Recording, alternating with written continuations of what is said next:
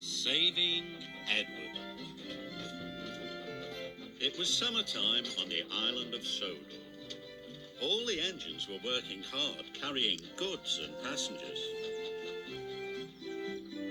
They, they cheerfully chuffed up and down the lines.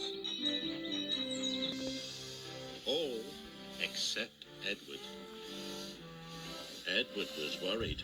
He wheezed as he puffed, and steam hissed out of his cylinders. One morning, the Fat Controller came to the sheds. He had an important job for Edward. A special delivery of fruit and vegetables is coming to the docks today, he told him. I want you to take it to Knapford.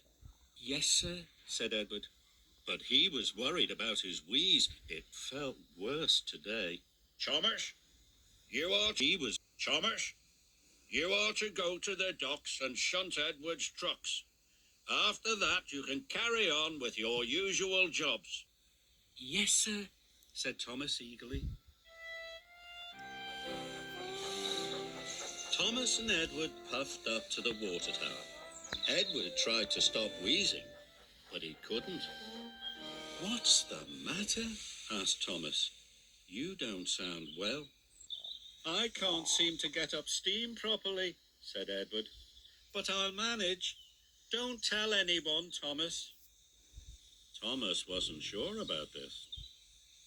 I don't want the Fat Controller to know, hissed Edward. Thomas could see Edward was worried, so he agreed. He hurried off to shunt Edward's trucks. Edward followed slowly to the docks. Edward was very worried. What if he was too weak to pull his train? He wouldn't be useful at all. Edward shuddered at the thought. Must keep going, he wheezed fearfully. At the docks, Thomas had shunted Edward's trucks into place for him. Soon Edward was coupled up and ready to go. Go on, Edward. You can do it, called Thomas encouragingly. Edward puffed as hard as he could, but the train hardly moved at all. I'm sorry, Thomas, Edward wheezed miserably. I'm not a really useful engine anymore. The Fat Controller will have to send me for scrap.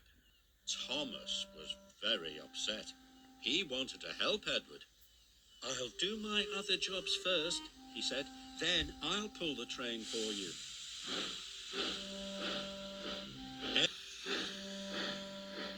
Edward watched Thomas puff away. He wasn't sure if it was right to let Thomas do his job.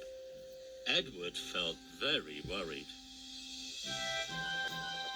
Thomas needed to do all his jobs as quickly as possible, so that he had time to pull Edward's train. Hurry up, he told the troublesome trucks. What for? They snapped.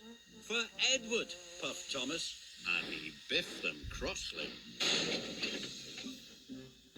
Edward waited sadly by his train. He hoped Thomas would come back soon. When Thomas finished all his jobs, he puffed back to collect Edward's train. Edward was very pleased to see him. Don't worry, Edward, puffed Thomas. I'll have your job done in no time.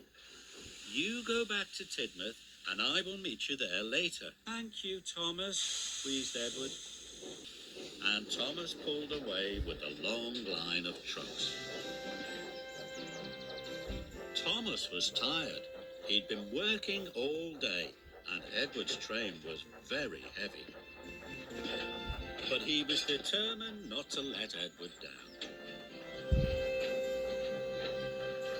The Fat Controller was talking to Gordon as Thomas puffed in.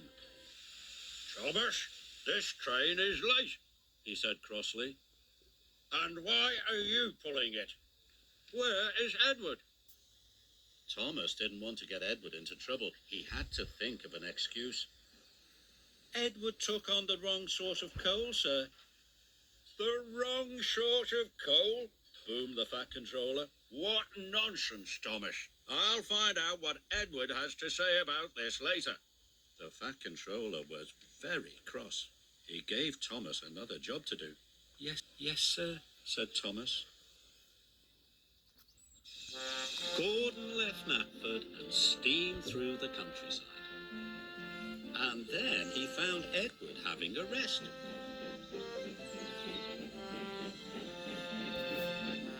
What's all this about the wrong sort of coal? Huffed Gordon. Edward looked puzzled. Gordon told Edward all about Thomas and the Fat Controller.